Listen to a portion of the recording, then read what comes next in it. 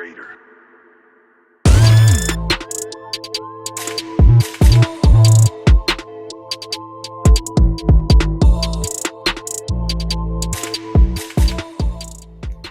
I'm going to need you to let go of your Lilo and Stitch, and your Baby Yoda can off as well.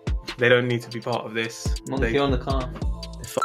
Casual football fans, they don't watch Chelsea. This is so weird. I can This see is your face. This is really weird. I don't know if I want to do this anymore. Alright, so I've been told that we need to introduce ourselves before we start the podcast, because how would we know who's who? Of course, the better knowledge person is Sahil, which people would understand. But yeah. Hi, Sahil. Hi. I'm the one who's not arrogant and completely humble about being intelligent. Wow. Okay, well, this is weird for a number of reasons. The first and the most important reason is because we're doing this together in person. I'm having second thoughts about this. Why? What have I done wrong? How do commentators do this? I don't know. Football commentators. I mean, they don't have to look at your face for starters, so it's probably a lot easier. Shots. Pyong, pyong, pyong. I know, I'm just giving him death stares at this moment. See, Pew, this pew. is why it's weird, because you need to have like some sort of video, I think. Just to see facial I know. expressions. But this is for our Spotify viewership. So I'm going to make sure I keep my emotions as much on the mic as I can. We get about 50 views on YouTube and about 50,000 on Spotify. So No, we don't. you tell me. No, we don't. I mean, we do, but We do. no, not really. Okay. But Why? all right. So Sky. Okay. All right. Okay. So anyway, hello, Rayhan. Hi, Sahil. How are you? How you doing? I'm all right. How are you? I'm good. It's really good to see you. It's good to do this in person when I get to see your face and your reactions. And we've got so much to talk about today. We have plenty. It's been it's been just over a week now since Thomas Tuchel has come in, and I've not been this buzzing in a long time. It's been genuinely exciting to experience a new era, a new manager. Welcome to Chelsea. Yeah, exactly. I don't know why I'm surprised about it, but it's been a genuine pleasure to watch everything happen in the past week. Of course, unfortunately, Lampard had to go, but we've got this new energy. Not just the team, not just Tuchel, but also the fans. We've got a new renowned sense of not expectations, but I think we can look forward to a successful end to the season. Right, so it started last week with Wolves, and there was obviously a lot of nervousness around the club. Whoever's associated with the club was nervous. How is it going to go? How's Tuchel going to be received? How's the players going to, respond to him? He had one training session. Yeah, at 6 p.m. At 6 p.m. on a rainy night in Cobham. Stoke. It could have been Stoke. But we played against Wolves, and we looked really good. We just lacked end product, which is what we said on the last one. It's just we didn't put the ball in the net, but the football was a lot better. We changed the system, so everything seemed to glue together well. What were your thoughts on that? On him having one training session and then going into Wolves straight after. It was one where you knew that you couldn't really, however the team performed, you couldn't judge Tuchel off it.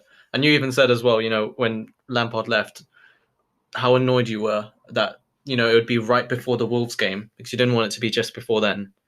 And for him to be appointed just the day before the game, it was it was too premature. It wasn't ideal. I think, Yeah. Especially with a new set of players, Mm-hmm. You don't ever want the transition to be that complicated. Yeah. And, kind of you fear the worst when, you're in the business end of this, which is what we are in now, in the business end of the season. And suddenly the players now have to adapt to new ideas, new training, new methodology and new, schedules and all that kind of stuff. You never know what else goes on behind the scenes, like their diet might change and, the way, they might have evening sessions instead of morning sessions. So, you never want players to feel like they are, kind of adapting to a new moment and kind of confuse them, put them in confusion. But saying that, like I said, I thought we looked really kind of seasoned against Wolves, and kind of moving into Burnley. Okay, we got the 2 goals against them. We got the win, but it was a continuation of how we were playing against Wolves. The synergy and the sort of understanding between the players was so clear. It made sense, and it was really enjoyable, to watch our players play. But what would you put that down to? Is that solely Tuchel, or and his ideas, or what do you think? Why do you think it worked so well against Burnley? In both games, it looked like we were a team with a plan, Mhm. and I think that the changes that he made, specific changes as well, which we'll go into later on, but No, I let's think go into them. Okay, so he changed the formation to a 3-4-3. right, Right, so he had Rudiger, Thiago Silva, and Mhm. Azpilicueta at the back. Yeah. He had Jorginho and Kovacic, two of whom were sort of left out at the start of the season, leading up to December. Not forgotten men, but certainly not as used as they were last season. And then he made a very bold decision, which I'll come to after, but he played Chilwell on the left, and then he played Havertz. Against Wolves, he played Havertz, Ziyech, and Tammy, or was it Werner? It was Tammy. Tammy And and then Werner were playing. I think Tammy, and then it was Oh Havertz yeah, and that's right. Werner Ziyech. wasn't playing. And he made the very bold decision of putting Callum Hudson-Odoi as a right wing back. Yeah. When you see it on paper, did that concern you that you're seeing Callum Hudson-Odoi right wing back? No, it didn't, because I've seen how much work he puts in, his defensive work, and his, going forward. You know that it's Callum Hudson-Odoi. You don't need to worry about that for sure. But he's always putting in the effort, so I wasn't too worried about it. Yeah. He's got the energy, doesn't he, to get up and down. To go up and down on that right hand side. It was fantastic that was implemented. I mean, I don't think any Chelsea fan would have thought about it, but the fact that Tuchel, after one session, just thought, I need to get this guy in the right wing back, and this will help me for this. I feel like crazy. I feel like a certain element was, I think Tuchel probably knew quite a bit about Hudson-Odoi before. Mm-hmm. And not least because he's been heavily linked with Bayern Munich for the last 2 years. So naturally, when German media are hot on someone, you'd expect Thomas Tuchel to pay attention to it and see what the player is about. So he probably had an idea of what Callum was about. But I think when you think of right wing backs, you think of guys like Victor Moses, players that really didn't. Okay, they went forward as much as they could, but they're not specialists as wingers. Yeah. So 1v1, you wouldn't expect that player to also play wing back. But I think the way Callum plays, he's so energetic and so skillful in what he does. He adapted to that role so quickly, but it looks so natural. It didn't look like he's not played there before. His playstyle is very mature as well. The decisions he makes as well. It's right. It's just something which makes so much sense every move that he makes. So it was that's probably why as well that it worked out so well, because he's so level-headed. Yeah, he knows what to do in different situations. When I think of players like Callum, I think of Kingsley Coman, I think of Serge Gnabry, I think of Leroy Sané, Raheem Sterling. These are all very high-profile wingers, guys that are known to be serious threats on the sides. And I think Callum is no less than any of them. I think he has that sort of ceiling. Jadon Sancho, another one. But when you think of putting Raheem Sterling as right wing back, it's not going to work, is it? No. It's automatically you feel he hasn't got the characteristics to pull off that sort of role.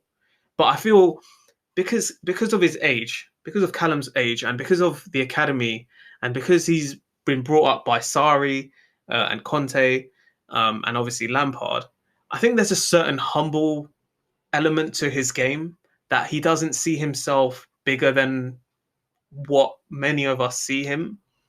If that makes sense, I don't see he sees it as a problem if a manager says, "Okay, you're playing wing back." But there's one big difference, which I'll get onto. But I think it was really nice to see that he pulled off that role really well, and he did do a lot of defensive work. Yeah, but it was really good to see him. There was one save which he ran from one side of the pitch all the way to the other. Right, that was against Wolves. Against Wolves, yeah, and that pretty much saved us. where we had about 76, 79% possession, and they had one chance to counter Dendonka on the edge of our box. Callum's racing by, and gets to the ball on the edge of our box and makes the tackle. Which is, phenomenal, really. But yeah, it was really good to see him out there. So yeah, what did you think of that formation overall? Now that we've covered the Starboy, it allows a lot of width to our team. It creates a lot of space, which I really like. And having the likes of Jorginho and Kovacic, in midfield, they can pick out good passes as well. And I've noticed that Jorginho, at least in the last game, he's been playing a lot more vertical. Do you think this is Jorginho at his best that we're seeing, or do you think we've seen a better Jorginho at Chelsea? I don't know. I wouldn't know if it's better or not. I still want to see more of it before I could compare it, because his time at Napoli was exceptional. Only reason I ask is because obviously I loved him at Napoli, and he played in a 4-3-3 with Zielinski and Alan at Napoli in that role, in that kind of anchor quarterback role, which he was really good at. But I think since he's come to Chelsea, every time he's played that role, it's been a bit difficult for him to recover possession or cover ground because of the pace of our game. It's so quick. It's so it's physically very demanding. I just don't think he's been able to keep up to that level, like a Kante, or an Ndidi, or those kind of players. But ever since he's come into this 3-4-3 with Kovacic, and specifically Kovacic, he's looked a different player, different class, different player.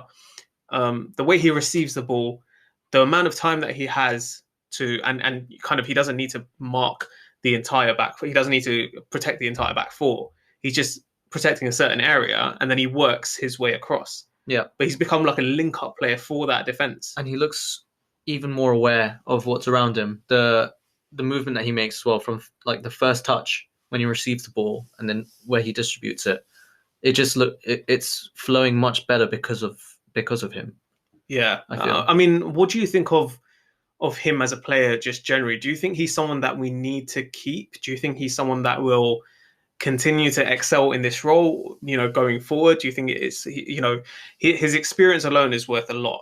When you take someone like him into the Champions League, you know that he's a player that the opposition will know. Yeah. And they will. It's not going to be easy playing against him, especially when they're trying to press against us. We've become a very press-resistant team because of Jorginho and Kovacic in those roles. So I think Tuchel calls it a double six. Okay. Right. So he receives the ball from the defense, and he also acts as an outlet for the defenders to pass and create triangles and all that. So he's that player. I think Tim Sherwood said yesterday, N'Golo Kante came on, and he caused us a bit of harm. Yeah. because of his style of play. It's not like Jorginho. It's not like Kovacic. He's not a player to constantly receive and make runs to take passes and stuff. Do you see him as a fundamental part of our game going forward with Tuchel? Kante or Jorginho? Jorginho. Yeah, I see him as fundamental. The way that we've been playing, the play style that Tuchel's been able to implement, I think Jorginho has been a big part of that. So I don't know how many players are out there that could perform his role with the sort of qualities that he has. Yeah. That's pretty much my thoughts. I completely agree. And I think it's great that we have Billy Gilmore coming through, but I think if Billy can learn a thing or two from Jorginho, just, about how to stay composed under pressure situations and things like that, I think it'll be good for Billy, because I see Billy becoming, which I didn't see before, but I see Billy becoming a big part of our future. Yeah. If he can play that role the way Jorginho does. And we also have players like Ampadu who are coming through who are more defensive minded. But it's really nice to see how much talent we have in those areas. Especially in this system, I can see a lot of players coming in and doing a really good job, like what Jorginho and Kovacic do as well. So let's see how that, kind of develops. I hope it doesn't fall apart. I hope that midfield doesn't fall apart, because it's so, every time I've seen it, and Lampard obviously used it last season in the 3-4-3.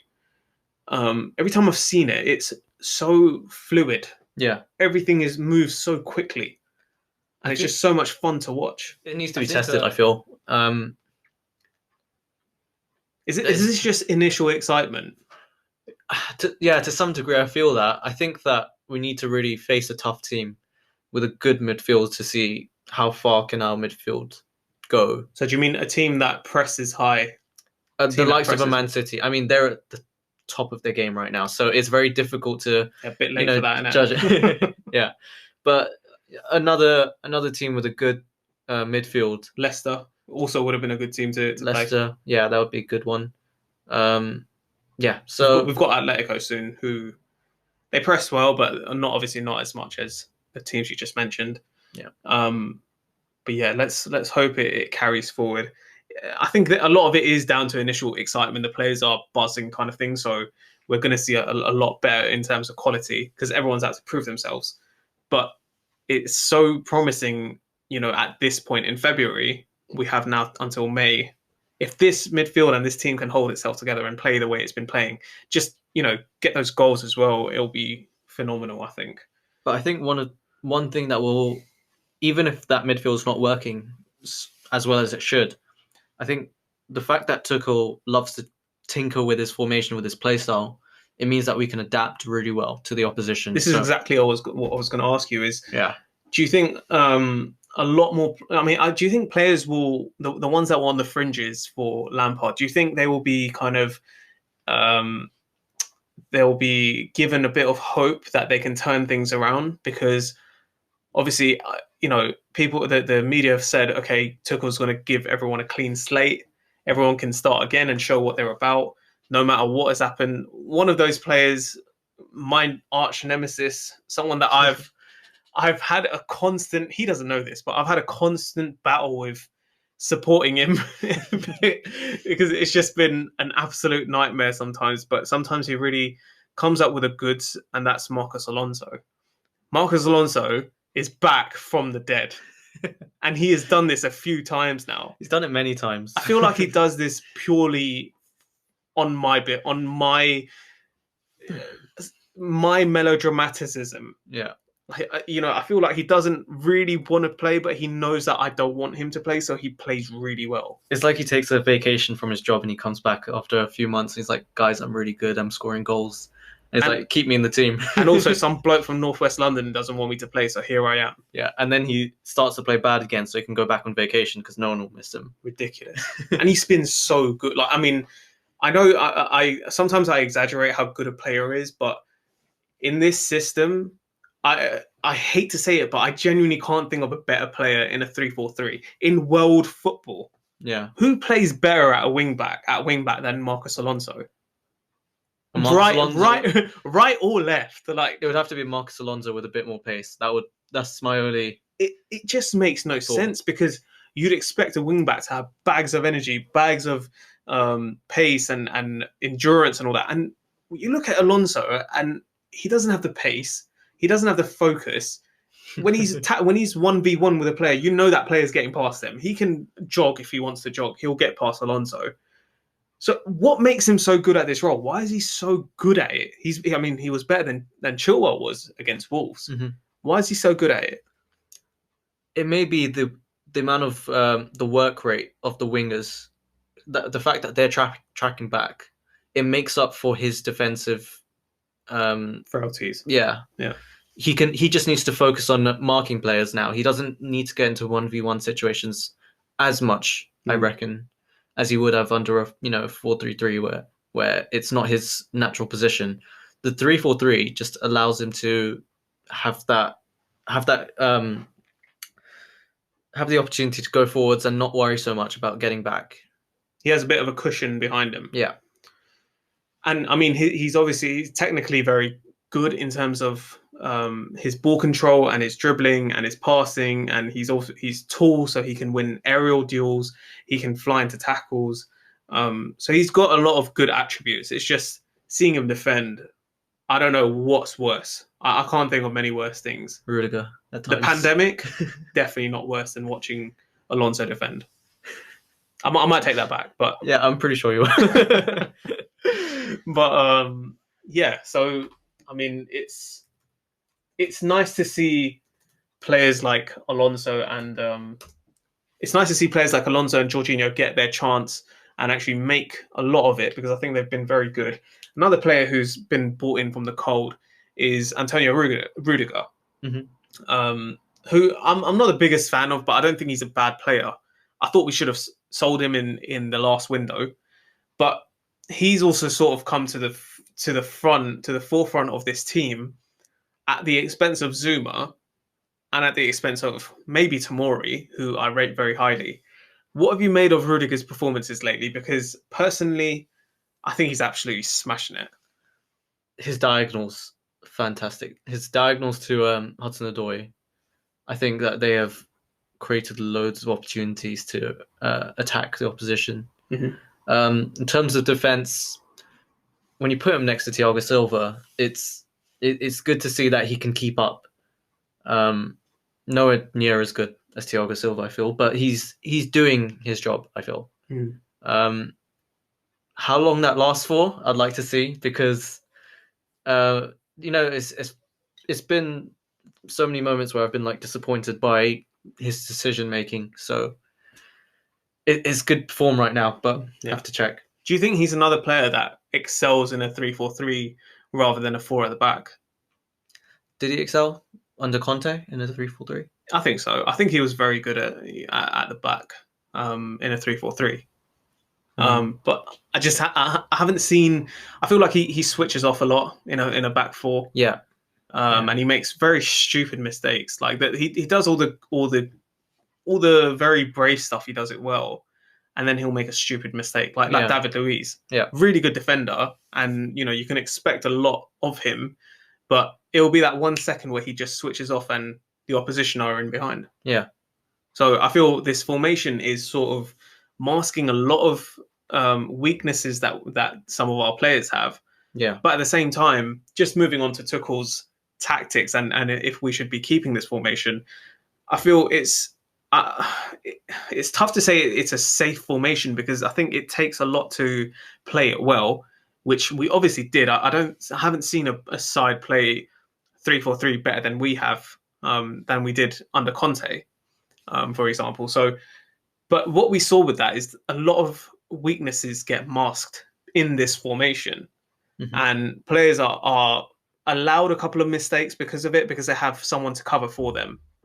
Yeah. And when you have, and even going forward, the wingers are so narrow that they pick up spaces that are more in goal scoring positions. The wing backs get spaces where they can push right up and press the opposition back four, and also be in positions to cross. You can even have one of the centre back joining the attack. Exactly. I saw Christensen do it last game, and the match before that, Aspie scored as well, doing that. Exactly. Yeah. The first goal in the Tuchel era was by Aspie, who made a really good run down the side, and Hudson-Odoi obviously cut in, and it was really good to see 3-4-3 being played really well again. Yeah.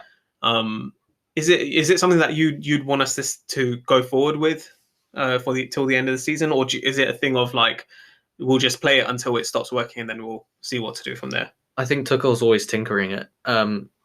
We may have the players that we play like in their typical roles in a 3-4-3, but the actual shape that we enforce is always changing in the game.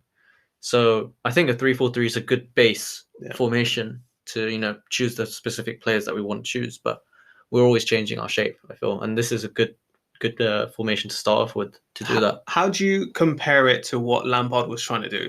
So let me set it out for you. So Lampard was going for a 4-3-3 with two number 8s, and obviously Ziyech was on the right and Reece was the one overlapping constantly, and that seemed to be a recurring theme. Yeah. Obviously Chilwell had a lot of energy, so he could get in behind and act like another winger.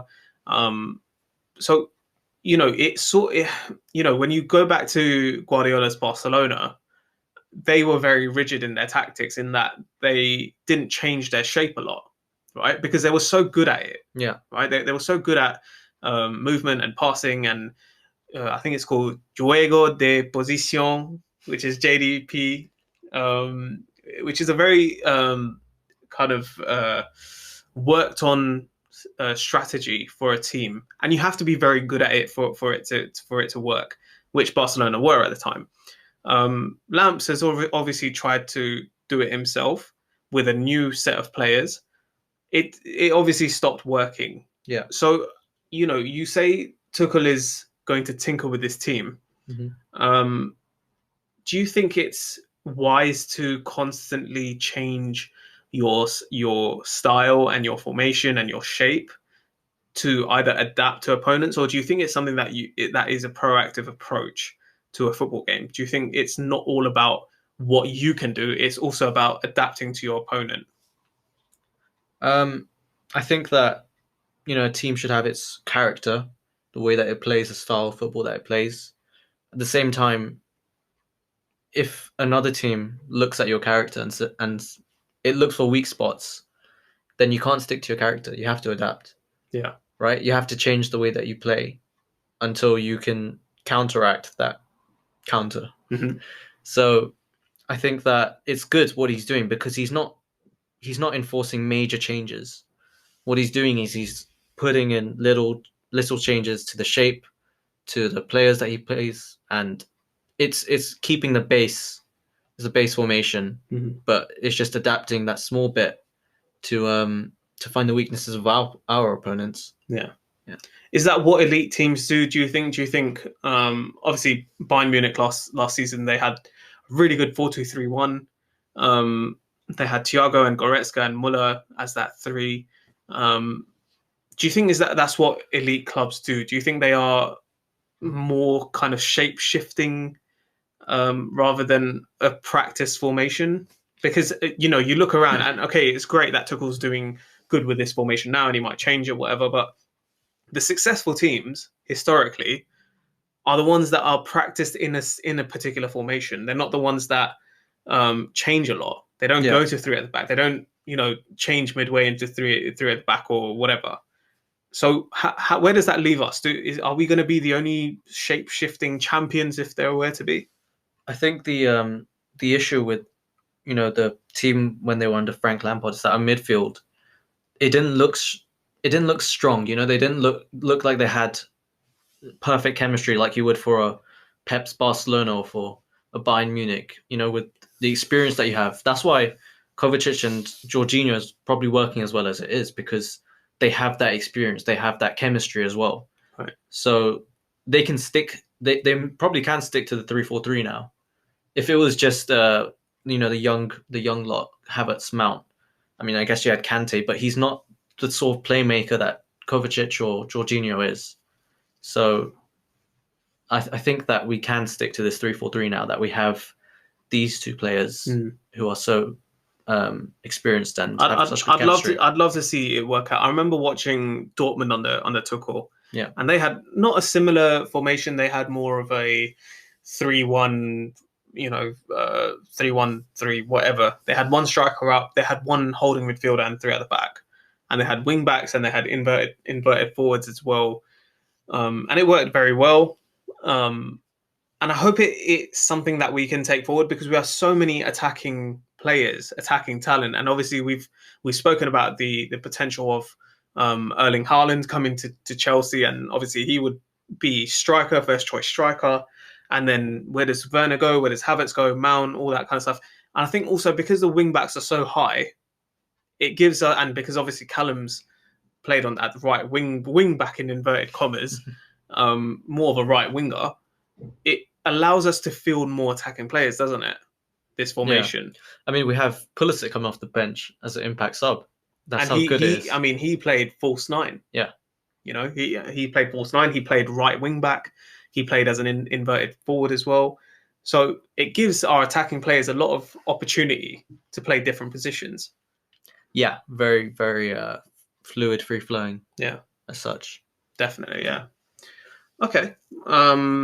So just moving on to Spurs. We had Spurs yesterday. Was it yesterday? Day before.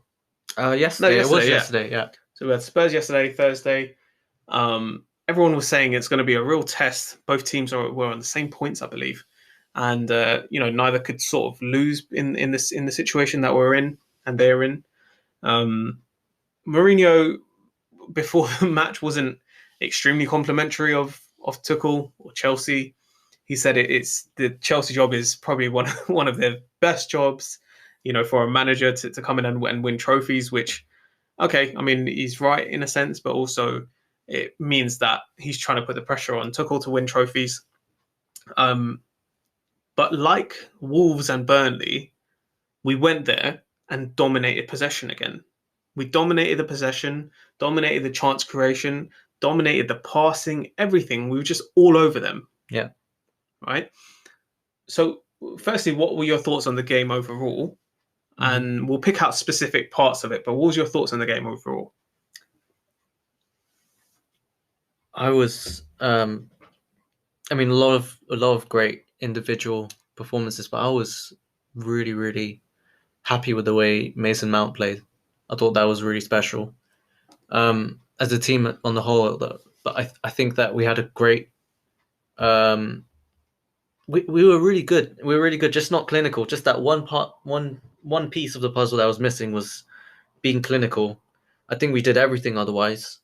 Defense, midfield, attack. Just that final part.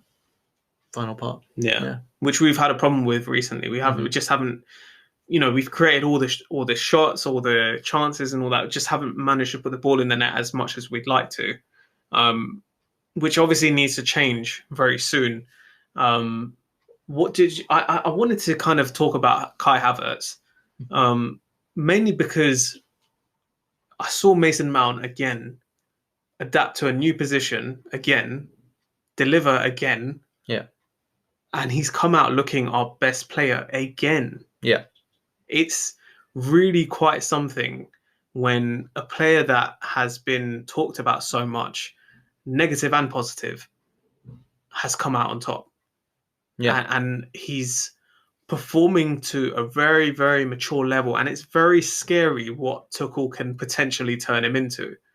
He's a very high energy, presses, he defends, he passes, he shoots, he creates, he carries the ball. Like, there's very little Mason can't do. Mm-hmm. You can put him anywhere on the pitch and you're getting a performance out of him.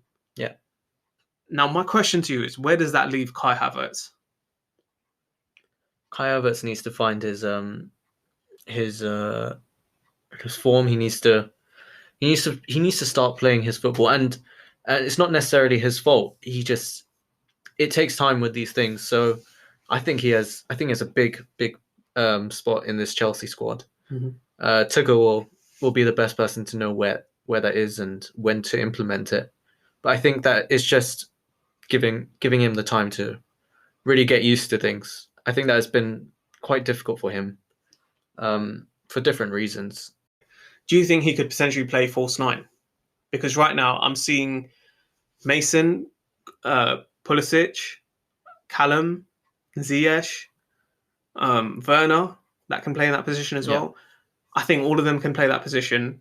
I think Havertz can as well. But do you think Havertz as a false nine brings out his best strengths? I think he'd be an amazing false nine. The amount of space he creates. Yeah. He's good at passing, good vision, good at finishing, both feet, left foot, sorry. Mm-hmm. So I think he'd make a great false nine. I'd really like to see that. I think also the advantages with him is his height. Yeah. He's a very good header of the ball. So him ghosting into the box, back post, I can see that working every single time. Because of our wing backs, we're going to get a lot of crosses in. And with his height, I know Tammy's great. I really love Tammy. But I'd rather have Havertz in that role than Tammy. I don't know what it is about. I saw his highlights from Bayer Leverkusen, and the way he goes into the box and scores his goals. Yeah, it's really phenomenal. Yeah. His technique, his instinct, his he has that smell for goal. Yeah, a lot of players don't have it, but he has it. Yeah, and if you play him, and he just drops in a bit and allows, say, Werner on the left and say whatever Pulisic or Ziyech on the right. Mm-hmm. If he allows them to kind of take those sidelines and be inverted, it could potentially work very well. Yeah, definitely. It could be. I would, as I said, I would love to see that. I think that he could really find his football. He could really find himself over there in that role. I think also he could play together with Mason, no problem. Yeah. No problem. They're not the same player. They have so many different qualities. But I mean, a lot of people would think that Havertz plays in that sort of role that currently Mason is in. That false nine behind the striker sort of position. I think Mason, like a carrier. Yeah, I think Mason, he gets a lot of attention for, as in not just. I'm not talking about from the news and I'm talking about the actual pitch. He gets a lot of attention and he needs the ball to do what he does. Havertz, his best work is off the ball, where he can move in one direction and send the defender behind him in the same direction and quickly shift. Yeah. And he's just created space right there. One direction. Two. One direction. Two directions, forward, back. I see what you tried there, but I'm not going to allow that one. Not on my watch. I love saying. Yeah, no, completely. And it's nice that we have these options even available. Obviously, but I think it's great that we even have Tuchel, who's such a great educator of the game. I think he'll have a real positive impact on the young players, and it can only be a good thing that we have so many players with these positions across the line. So let's see how that develops. So I don't know if this is the right order, but the next few games we have are Sheffield, Newcastle, Southampton, and then we have the big one, Atletico de Madrid. Yeah. Right? So just talk about Atletico quick. There's been news today that we might have to, that UEFA might relocate the game at Wanda Metropolitano, the Atletico ground, which has not been confirmed and there's nowhere been mentioned yet, but that might be moved, so that might be good for us that we're not in their backyard. But before that, we have Sheffield, Newcastle, Southampton. I think that's the order. But do you think that's a good run of games to, gain more confidence and gain more momentum going into Atletico, considering this time a couple of weeks ago, maybe 3 weeks ago, we weren't as confident going into that game? So how do you think that places us, these three games? Definitely games which we can build on, improve our play style under our new manager. It gives him a chance as well to test out some of the players who he hasn't had a chance to, like Zuma. I don't think he's tried out Emerson either. Even see if Giroud even has a spot as well that he could, because I think he could play a big role. Do you think so? I think he's a great target man. But do you think he suits the sort of fluid football that we're playing? Because we're not lumping the ball up. Where if you saw Werner yesterday, he's running in behind the defense, and with his speed alone, he was able to drag his defender away. Yeah, I think that's a very dangerous tool to have from your striker, which I don't think Giroud can do that well. I think that he works really well with Hudson-Odoi. I think that they have a way of finding each other, and it's similar to the way that Hazard and Giroud, they could find each other, they could play off each other, and Giroud is so good at that. So the fact that we have such good wing backs now means that Giroud can put one of them in, and that's I'd like to see that. It'll be interesting to see how that develops, because I'm sure he's going to want to play Werner. Yeah, he's going to want to start Werner. He's going to want to start Mason. So it's going to be difficult to see how. And obviously we have Tammy, who has similar attributes to Giroud. Doesn't really play the same way, but yeah, it'll be interesting to see how he sees us winning games from now on. Because I think we've played 3 games against opponents that are deep blocks, that are sitting back and countering. But then against the teams that press us, maybe Atletico, maybe it might be good to have a sort of target man like Giroud who can bring the ball down at his feet and distribute it. It is a big possibility, but we'll see how that goes. What are you expecting from the Atletico games? If you had to predict it right now, not in the future. I haven't watched them this season. I actually haven't watched any of their games. From our point of view, you know how Simeone teams are. You know how Atletico typically are. How do you see it going in terms of where we are right now to that point? If you had to make a prediction, they've been performing really well, haven't they? Yeah, I think they're top of the league. Either them or Real Sociedad. Yeah.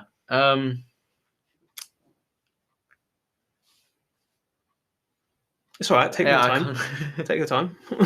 No, I don't know I can't put it in my head, how it would pan out because I haven't seen us play But a do bit you think it's looking more promising now than it was like a month ago? 100%, 100%. We are looking much more like we have a plan when we're playing. Yeah. We have a strategy where we have a lot of uh energy as well that we are not just displaying, but we're also focusing at specific parts of the pitch that we're capable of then creating new opportunities to score as well. Yeah.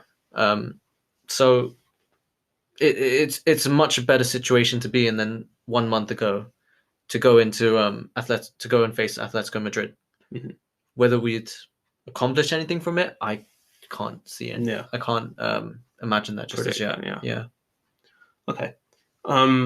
Okay, so that's Atletico. What do you think are realistic, based on what you're seeing right now, and considering it goes forward exactly like it is right now, and we're winning games, we're dominating possession and creating chances and scoring.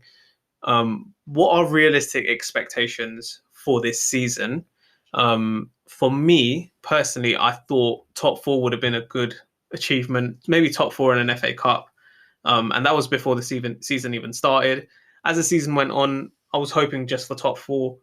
But now I'm looking again.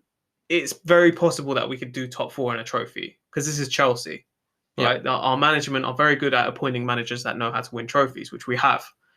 What is a realistic expectation for Chelsea this season, based on what you've seen so far? Top four in the trophy. Yeah. Top four and final. Top four and a final. So same as last season. Yeah, that is. Is that a successful season? That is, for our new manager, that is a successful season. He's achieved his targets for the first 6 months of his season. For Chelsea as a whole, we've had to change our manager. So to survive, be in the top four is exactly what we wanted. And we can just build from that into next season. We've got our targets as well. Our previous summer targets. It's just a matter of getting them to playing the way that we want to play, to performing the way that we want to play. And that would be getting them to be informed. That would be an achievement as well. Yeah. Yeah. Okay. Wonderful. Okay. Well, we've made our predictions now. We've done what we needed to do. It's over to the boys now. You know what I mean? We can't do more than talk about them, but they're gonna really have to deliver on the pitch now when it matters. It's such a big few months ahead for the club, and obviously we'll be following it. But let's hope it goes well in it. Flip it. I can't have another season where it's a complete meltdown. Yeah, it's been so nice to have the energy switch mid-season. Yeah, as a fan, it's nice to have a good. And I know a lot of people were sad about Lampard, but genuinely, it feels like we have something to look forward to now. Yeah, definitely. Yeah, and it's exciting to see what Tuchel does with each match, the changes that he makes. Yeah, and how the players play it's interesting. It's very interesting. It's brought about my enthusiasm to watch us again. Yeah. And knowing what I know about Tuchel, it's going to continue being like that for a long time. I think he really likes this club, and I think I believe he'll take it forward positively. Yeah. So, on that note, it's been your boys in person, in the flesh. It's been Sahil, and it's been Raihan. There we go. But it's so weird doing it with you, but no, it's been nice, and we'll do one whenever. I don't know. When we'll find out when we feel like doing it. Yeah, you know what I mean. Like, can't give the people what they want all the time. I know. All right, nice one. We'll Thanks catch you on the next one. Safe. It's been the Blue Ballers podcast.